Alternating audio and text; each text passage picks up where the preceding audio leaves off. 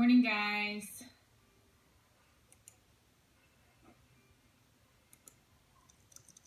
Hold on.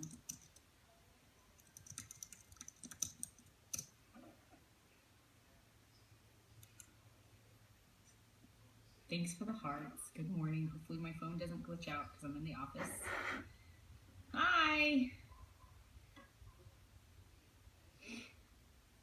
Hi. Let me give it a second.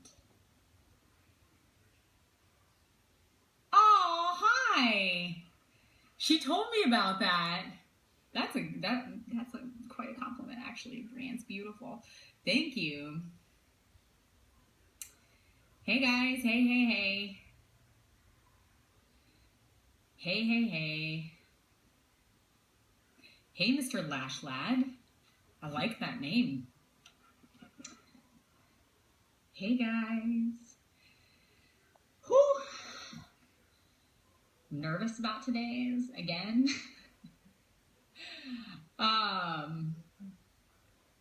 Okay, so I'm gonna go ahead and get started.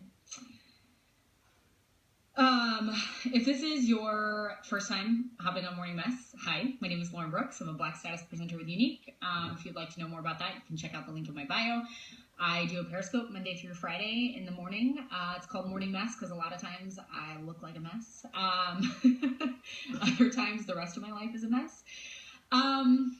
So today's topic is another one that if I'm just being straight up real, it makes me nervous to talk about. And, I can't even put my finger on why it makes me nervous to talk about it, but it does. Okay. But these are things that need to be said, especially if you're new and getting going. Okay.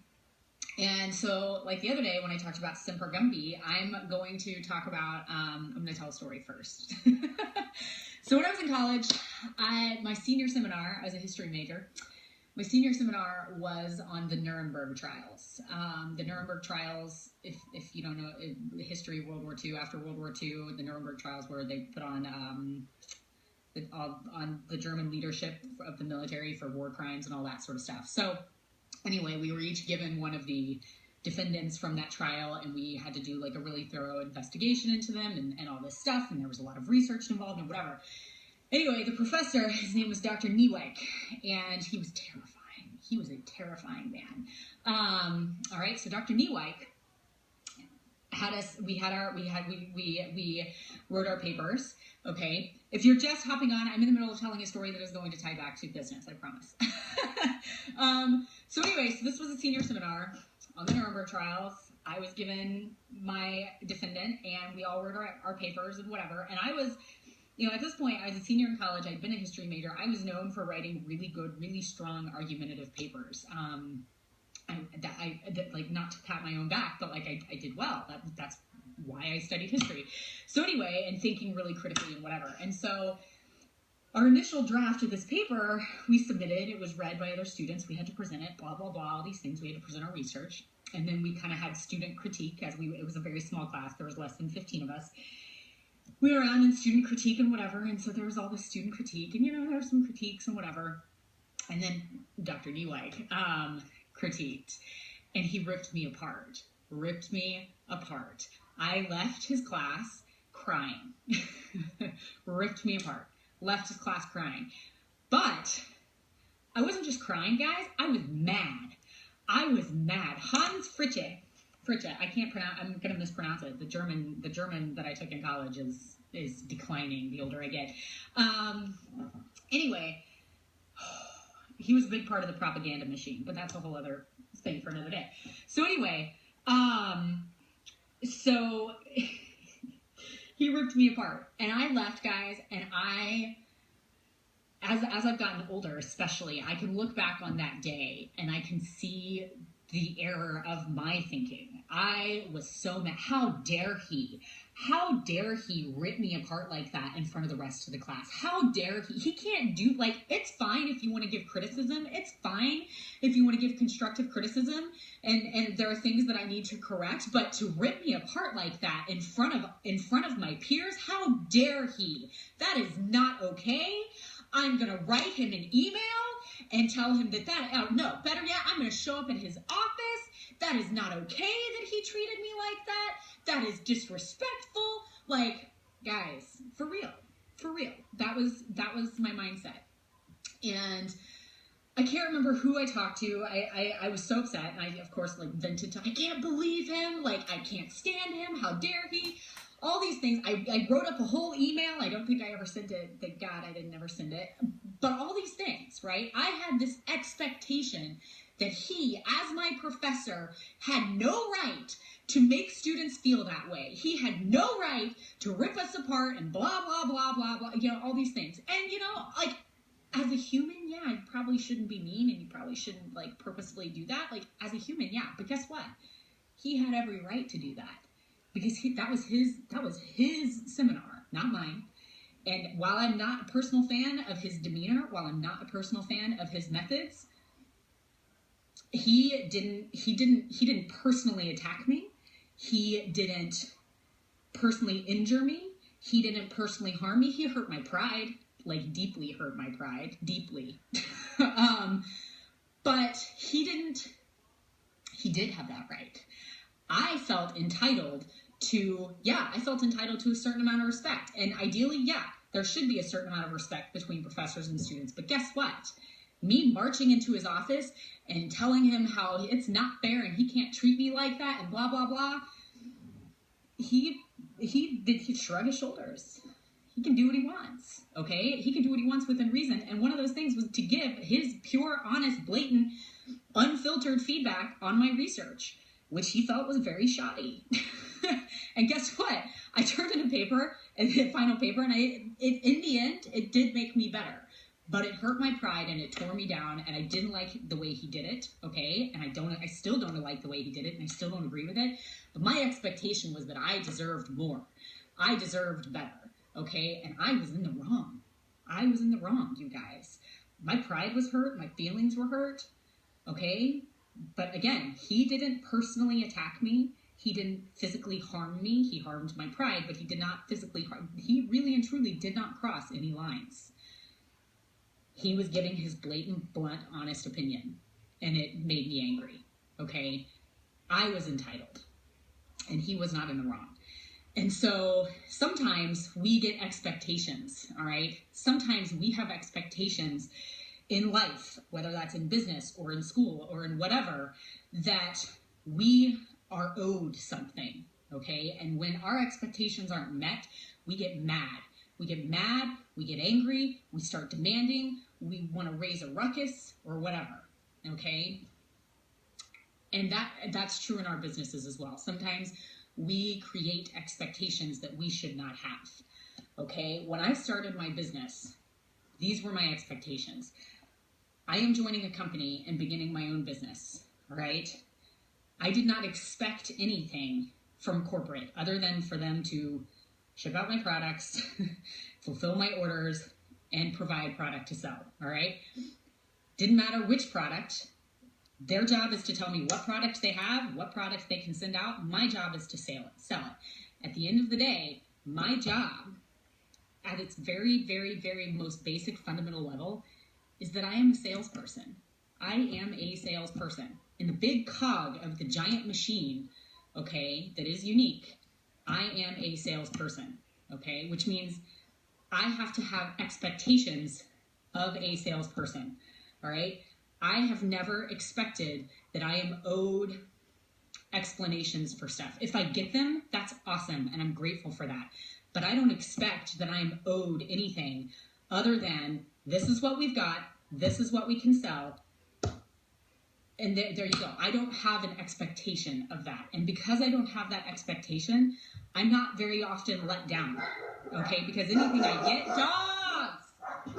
dogs, because anything I get beyond, hey, this is what is I'm grateful for it. I'm grateful. I am, okay? Because I don't think that I'm entitled to knowing everything. I don't think that I'm entitled to getting a super clear-cut explanation for all the things ever. Okay, because guess what? I'm the salesperson. I have nothing to do with logistics. I have nothing to do with product development. I have nothing to do with the higher up level of stuff. I don't have anything to do with that. I am a salesperson. Okay, I had a really great conversation with my dad yesterday. I talk about my dad a lot. My brother works in sales. My brother is one of the best salespeople I know. My dad, my dad is one of the best, is an extremely successful, one of the best businessmen I know. And I was talking to him about things like the back order and all that sort of stuff. And Dad was like, this happens all the time in business. He's like, but guess what? You're the front. You're the sales. You're on the sales floor. The sales floor doesn't really get concerned about the logistics behind things. The sales floor keeps moving what they've got. The logistics people get concerned about logistics. If you were in the logistics line, you would need to know all the logistics. You're not in the logistics line. You're on the sales floor. So you keep moving stuff. You keep putting one foot in front of the other. If you get more information, great. But otherwise, you keep on keeping on. So where I'm going with this is, if you're just starting out in your business, or if you've been in your business a while, manage your expectations. Calm down. If you're in this business and you just started, or if you have been at it a while and you've been feeling frustrated, manage your expectations, okay? Expect less. Expect the bare minimum, okay? And when you do that, you are going to find that you can carry on with your business just fine. That is a hard thing to sell, because I get some frustrations. I get the frustration, and I hear that. And yet I see people building thriving businesses anyway. I see people selling a heck of a lot of product anyway. Okay, so if we can manage our own expectations, if we can back ourselves down from expecting that we're owed stuff, then we're going to feel a lot better about our business. We're not going to feel so upset when we don't understand, because we're not going to expect to have to understand, okay? I manage my expectation. I manage my expectations because I know that if I were to allow myself to get all these trumped up feelings about, like, oh, well, what about this? What about this? What about this? What about this? Then I'm going to be mad, and I'm going to be randy, and I'm going to want to stomp my feet and demand answers. And guess what, guys? I am on the sales floor. I am the salesperson. I am not in logistics. I'm not in product development. I am on the sales floor. If I get to know why I don't have certain things to sell right now, that's awesome. But really, all I need to know is that I don't have things to sell right now, certain things, and I have these other things to sell, and I put my energy there. Same thing with, like, and it goes for everything. Okay, it goes for everything. Like the kudos right now. Okay, we're, oh my gosh, the kudos, it's almost out. Well, guess what? My expectation of the kudos is that it's limited supplies. And so if they sell out of it really quickly, sweet. That's what it is. That's the kudos, okay? It's limited availability. And if it's limited availability, then it is what it is. And when it's gone, and move on. You know, I think it's really important to set our mindset in the right place. I have never, from day one of beginning my business, assumed anything, assumed that I got the inside knowledge or the inside track on anything. Is it nice when I know that? Sure. Do I think that I have to know that to carry on with my business? No. You know, does it make people feel better? Yes, it makes people feel better when they have answers. Absolutely. I can agree with that. It makes people feel better about stuff. And yet, it's not corporate's job to manage our feelings. It's not corporate's job to, it's not their job to manage our feelings. You know, like, if they were responsible for 400,000 presenters' feelings all the time, they would never make it. I mean, that is physically impossible to make all 400,000 people feel good, you know? So I manage my own expectations. I don't expect anything more from corporate than them to tell me, this is what we've got to sell for you to sell. We're going to fulfill your orders to the best of our ability. They're a human-run machine. Okay, they're a human-run machine, which means there are imperfections and flaws to the system, okay? They tell me what they've got for me to sell. I sell what they've got for me to sell. When they run out of something that I'm trying to sell, I move on to the next thing that I can sell, and I keep moving forward. I have zero expectations beyond that. And therefore, I'm not really let down a whole lot, because I don't spend a lot of time expecting much more than that. So yeah, that's what I've got. That's what I've got for today. Manage your expectations. I saved some of them to YouTube. I can save this one if you'd like.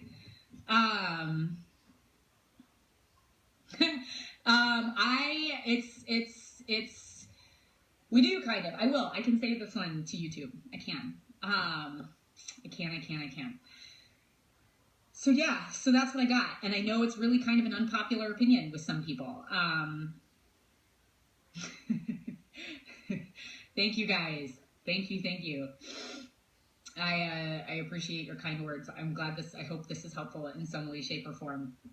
I just think, and I don't think we trump up our expectations on purpose. I think sometimes we're used to, especially if we work in another career field, we're used to receiving different stuff, right? And especially if you've been on the logistics side of things, you're used to getting all the information because you're used to being on that side of it, okay? But in this capacity, we're not on that side of it. We're not in that area. We are the salespeople, and this is where we're at.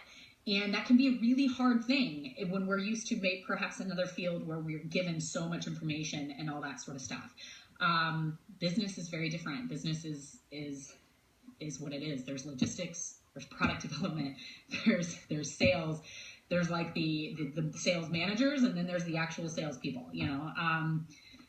People on the sales floor at Pottery Barn, they don't know why their bed is out of stock. They just know that it's out of stock, and so they direct their attention elsewhere.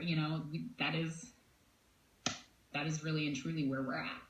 And I don't mean that to diminish our position. I just mean it to set our expectations for what we do. Okay, so I'm going to go.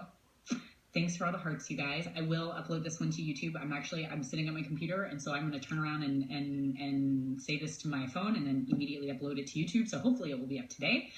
My YouTube is Lauren B, for those who are wondering. And yeah, thank you guys. Thank you for all the hearts. Thanks for hanging out. Have a super great day. Happy Friday. I will see you guys on Monday, probably Monday morning. Let me look at my calendar. Yeah, Monday morning, probably. If not Monday morning, then you can expect me sometime in the afternoon. Thanks, you guys. Thanks for always coming and hanging out. I love the hearts.